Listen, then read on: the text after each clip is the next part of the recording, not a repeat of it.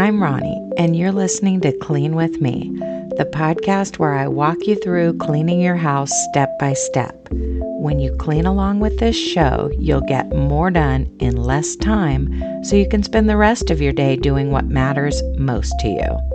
Thanks for joining me. In today's episode, I'm going to talk you through cleaning your guest bathroom in preparation for guests. Maybe you're having a party or a game night. But of course, you could use this episode to clean any bathroom for any reason. Let's get right into the episode. The first thing I want you to do is gear up for your cleaning session.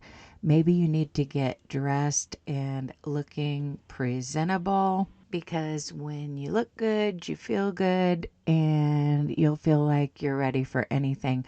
Or maybe your guests could appear at the door early or something and you want to feel presentable. Another thing you could do during this introduction is get your house smelling good. One of the first things your guests notice when they walk in is the smell of your house. And of course, cleaning can improve the smell of your house, but sometimes it's a good idea to start a wax warmer, an essential oil diffuser, light a few candles, or maybe there's a problem like your kitchen trash hasn't been taken out in a couple days. Take that out and reline it.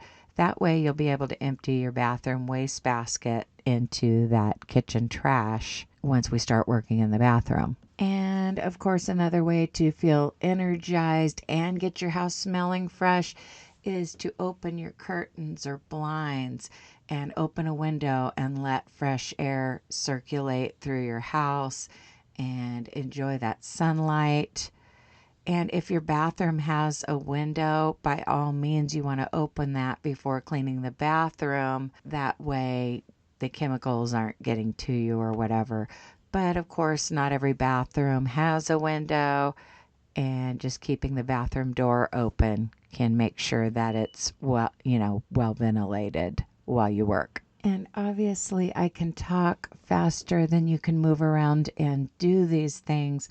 So I'm expecting you to just pick one of these tasks, either get dressed and freshen up or do something to get your bathroom smelling fresh, and your entire house for that matter. Another thing you could be doing right now is gathering up your cleaning supplies. If possible, I like to keep cleaning supplies in the bathroom. That way I'm more likely to quickly touch up my bathroom after getting ready, or perhaps while supervising a small child in the bathtub. I've got grandkids, but some of you are in a season of life where it's just not feasible to keep cleaning products in the bathroom. You have to keep them out of reach somewhere else. But of course, there are non-toxic options. I've talked about this in some older episodes that I don't expect you to have heard, but I'm really big on taking one of those dish wands that you can get in your grocery store that has a handle that you can fill up with liquid. And I'm talking about having one that's dedicated to the bathroom, and then fill that up with a mixture that is 1 part white vinegar and 1 part liquid Blue Dawn dish soap. And that can be used to touch up a bathtub, shower, or sink in between deeper cleaning sessions. I do use stronger chemicals in the bathroom, but being able to clean that ring from your bathtub as you're getting out of it, or give your shower a quick scrub, or wipe out your sink quickly in between deeper cleans can make a huge difference. And many of my listeners who are pregnant like to use things like dish soap and white vinegar so that they don't worry about breathing in chemicals and then their spouse does a deeper clean, or their mom, periodically. Okay, by now you've had plenty of time to do whatever you needed to do to gear up for your bathroom cleaning session. The next thing I want you to do is what I call a pre-clean. This is where you declutter and remove things from your bathroom. Of course, you're going to take out any items that are not regularly used to ensure that you have a clutter-free space. but you're also going to remove items that you use by either putting them away or setting them aside. And of course, you're going to want to have a place to toss trash, so you might need to quickly empty your bathroom wastebasket, either by taking it outside or emptying it into your larger kitchen wastebasket. And a lot of us just line our bathroom wastebasket with an empty grocery bag. When we unload groceries, we keep some of the bags under the sink and use them for various purposes. And lining a bathroom wastebasket is one of those purposes. Now, when I talked about taking out items that aren't regularly used, you might not have known what I meant. Let me give you some examples. Maybe there's a toothpaste container that's empty and needs to be tossed, or an empty shampoo container. Or maybe there is makeup that is either expired or you no longer like it. And when I'm talking about expired makeup, I'm not saying that you're closely monitoring some expiration date. But liquid makeup, as far as foundation, concealer, things like that, don't last long, and you can tell when they're starting to dry out. Mascara does need to be replaced approximately every 3 months, but for sure don't go longer than 6 months. But I'm pretty lenient when it comes to eyeshadow, blush, and lipstick. I'm okay with keeping those longer. But a lot of us experiment with various beauty products and not all of them work out. So there may be some things that you need to get rid of. But other items you're going to remove are the items that actually belong on your bathroom vanity, but you just need to get them out of the way because you're going to be spraying cleaning products. And you don't want any obstacles. So, of course, you're going to set aside things like your toothbrush holder, your soap dispenser, that little dish where you keep your rings, random knickknacks and decorations, your curling iron, blow dryer, or flat iron. And sometimes your guest bathroom and kids' bathroom are one and the same. Or sometimes you only have one bathroom, which is why I mentioned your toiletries. But sometimes kids, especially teenagers, will tend to clutter up the bathroom vanity with their toiletries, hair supplies, and whatnot. And you're going to need to remove those items. And what I do is I have containers in the cupboard under the sink for those items. Each teenager has a box for their items that I might find on the bathroom counter when I'm cleaning. They typically clean their own bathroom.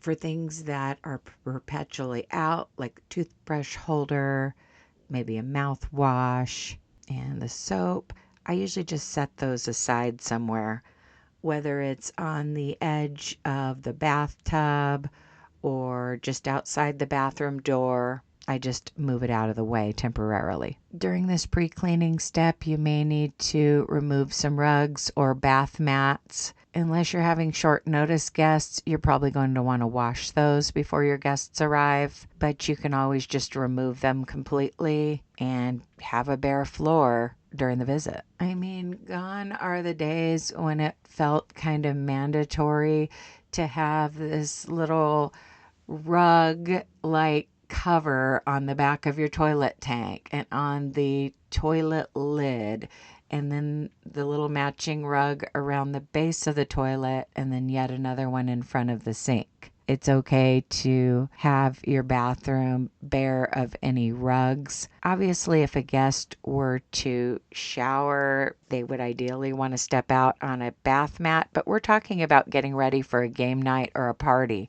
not for overnight guests. And I realize that if you only have 1 or 2 bathrooms, you probably don't have a dedicated guest bathroom. When I'm saying guest bathroom, I just mean the bathroom your guests are going to be using. If you have 1 bathroom, that's the bathroom. If you have 2 bathrooms, it's probably whichever bathroom is not inside your bedroom. But if this is a dual purpose bathroom and it's not a dedicated guest bathroom, people may have dropped clothing or towels on the floor. Makeup items may have fallen and rolled under the edge of the cabinet.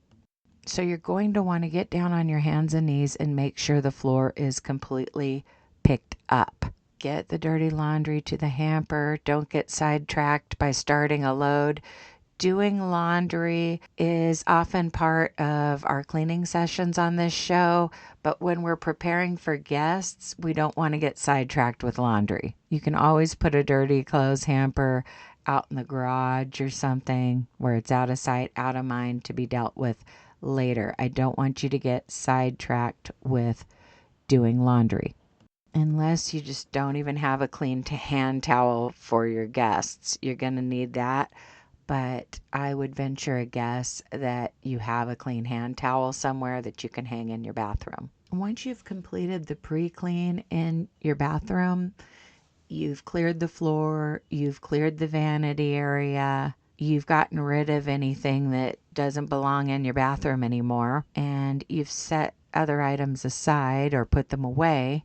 It's time to actually clean your surfaces, and the first step is getting some toilet bowl cleaner or maybe a powdered bleach product into your toilet bowl, grabbing your toilet brush and giving it a quick scrub.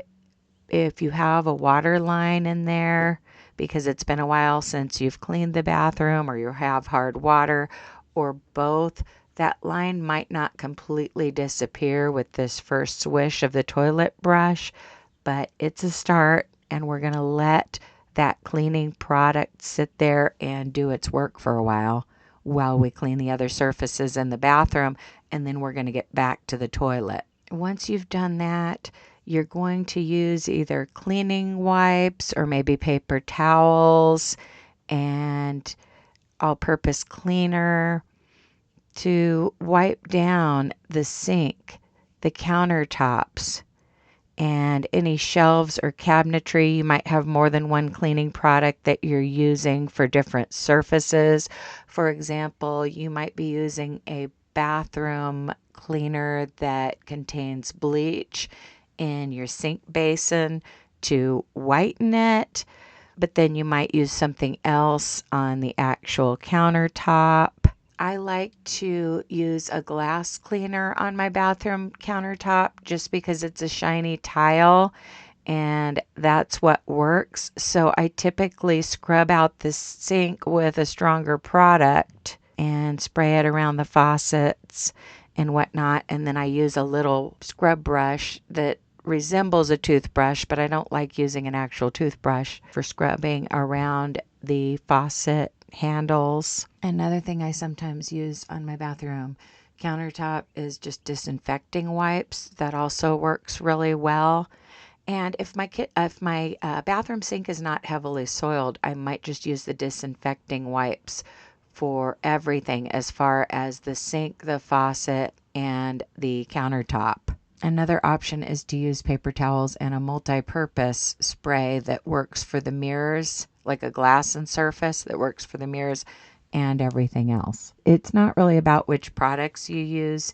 You know which products you have, and don't let not having the right products keep you from cleaning. Just work with what you have. When I'm expecting guests on short notice and need to get that guest bathroom touched up, a lot of times I just grab some Windex and paper towels because I don't necessarily need to deep clean. That's something I do on a regular basis or have the kids do, since that's my kids' bathroom. But once you've cleaned your sink, your faucets, your countertop, the next thing you're going to do is clean the mirror with either a glass cleaner or a glass and surface cleaner. In a pinch, I use paper towels, but obviously the ideal is a microfiber cloth. That way you don't leave any specks of lint or whatever.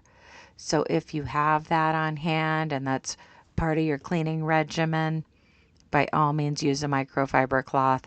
I have a bunch of them, and that's usually what I use when I clean the mirror.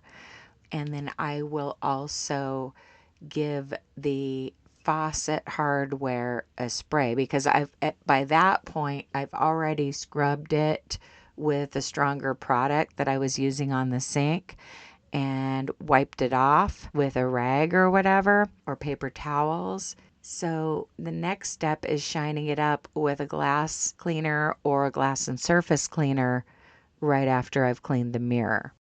Now, if you have a large bathroom with a huge mirror, You can attach a microfiber cloth to the end of a mop, not a string mop, but a Swiffer or something would be ideal. You attach that, and then you can spray and mop your mirror.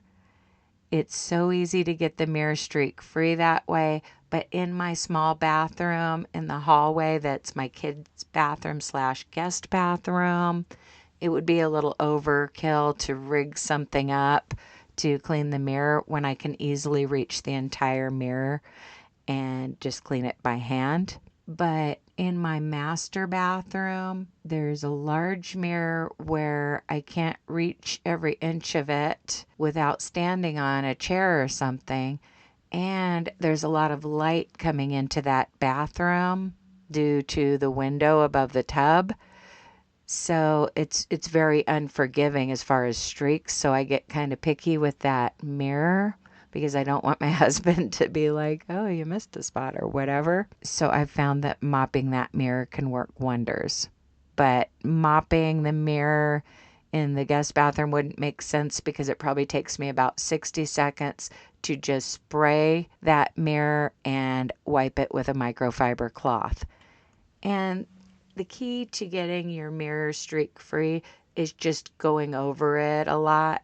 Don't use too much product, and then just do a lot of scrubbing. Now, normally on this show, after I have you clean your sink, your vanity, your mirror, I have you finish cleaning the toilet and then the floor. But since this is a guest clean, I want you to pay attention to other surfaces. I want you to grab some type of a spray or a pack of disinfecting wipes, and I want you to clean those high touch areas, the switch plate, the outlet. Of course, don't spray into the outlet.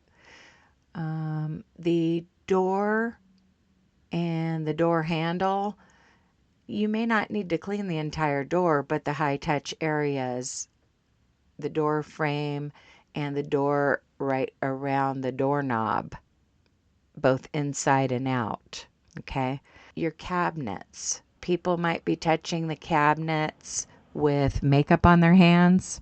I never really thought about that much until we rented a house that had white bathroom cabinets, and I realized I was printing it up with my foundation that was on my hands. And if this is a bathroom that kids use, there can be all kinds of smudges and toothpaste blobs or who knows what on the cabinets and drawers. But even in an adult household, fingerprints happen and dust accumulates, so make sure you're wiping down your cabinets and any drawers. You also want to look up in case you have some kind of mold or mildew spots around the exhaust vent up on the ceiling, or that vent is just looking dirty. You may want to grab a mop and clean that vent that's on the ceiling.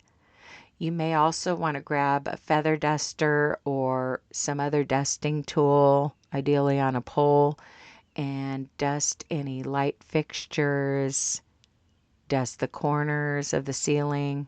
Just look up and do any dusting that's needed. And then whenever you're done with that, you're going to want to clean the baseboards. A lot of times when I'm having you clean your living room or a bedroom, I'm like, clean at least one baseboard. When you're cleaning the bathroom for guests, I want you to wipe down every single baseboard. Okay? When your guest sits down on the toilet, they're in a new environment. They're not at their house. Their eyes are going to wander. They've got nothing better to do than to look down at your baseboards. I'm talking about that area where the floor meets the wall, whether it's where the baseboard meets the wall or the floor meets the baseboard. These edges tend to get dirty in bathrooms. It could be due to dust combined with hairspray, combined with the bathroom getting fogged up. I'm not going to get into the science of it, but your bathroom baseboards get dirty faster and grimy faster than the baseboards elsewhere in your house. Therefore, they need to be cleaned more often and people tend to look at them more because they're sitting kind of low when they're on the toilet. If you're in a hurry or you just don't feel like getting down on your hands and knees, you might want to quickly sweep the bathroom and then just mop the floor and mop the baseboards during that mopping process. That's why a lot of times in the bathroom I use a string mop, because I want to be able to hit those baseboards kind of in one fell swoop.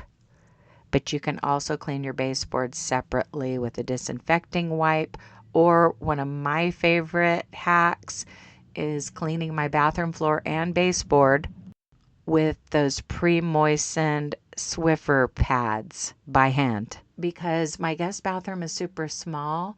So a lot of times I don't sweep as a separate step. I grab one of those pre-moistened Swiffer pads and I get down on my hands and knees. I wipe around the toilet, around the entire bathroom, kind of working my way out. I wipe the baseboards too with this pad, and any sediment or debris I'm picking up with that pad. It's kind of the same principle as when you're wiping down your kitchen countertop with a damp rag after having made toast and leaving crumbs. Okay. The crumbs in the bathroom are more like sand or something if you live in a sandy area like I do. But a lot of times it's just dust, dirt, or sand. You're grabbing that up in that mop pad. Now, if that sounds overwhelming to you, it's because you have a bigger bathroom. But in a tiny bathroom, this works quite well. In a larger bathroom, you're going to want to sweep first and then mop.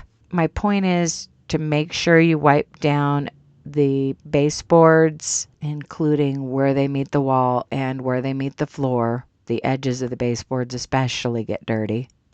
And you're either going to do that with a string mop or as a separate step with a rag, a wipe, or even a scrub brush and a spray bottle. One thing that makes it easier to clean baseboards that have buildup on them is to dry dust them first before cleaning them. So sometimes you need to hit them with a dusting tool first. But in your bathroom, I recommend cleaning your baseboards super often. So there shouldn't be a lot of buildup, but no judgment here if there is. Time to turn over a new leaf and start including those in your bathroom cleaning routine.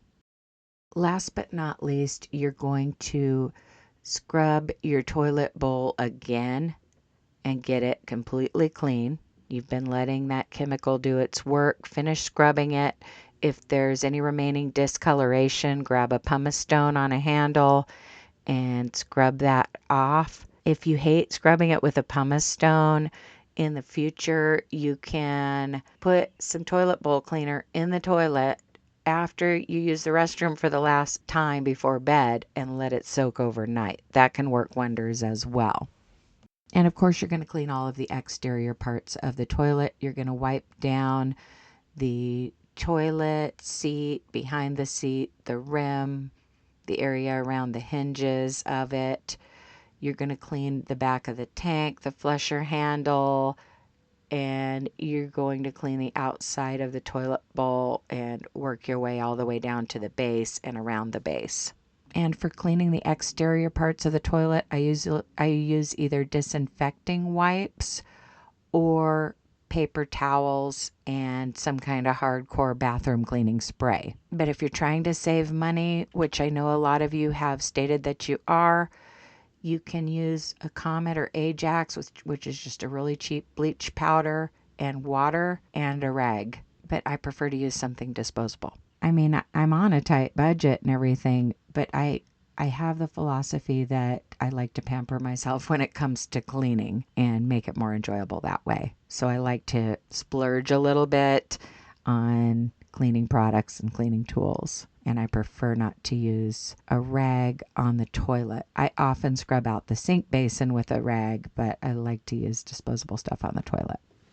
And I probably should have had you clean the toilet before cleaning the floor, but you can quickly dry your bathroom floor with a towel after mopping it, so you don't always have to mop the floor as the final step. I didn't talk about scrubbing out your bathtub or shower. Closing the shower curtain can work wonders, but you can always put on some music and clean your bathtub or shower after this episode if it needs it. I'm going to be making a part 2 to this episode where you get the rest of your house ready for guests. So support the show and unlock the bonus episodes to access part 2. And in that episode, we're going to be getting your kitchen company ready, your outer areas, and we're even going to spend a little time in your bedroom and master bathroom in case somebody needs to use that second bathroom and go through your bedroom in the process. Or maybe they're going to ask to change a baby on your bed or something. And I'm even going to talk about some other optional tasks that you might need to do to prepare for guests. If you're not sure how to subscribe, you can do that either on Apple Podcasts, Spreaker Supporter Club, or Patreon.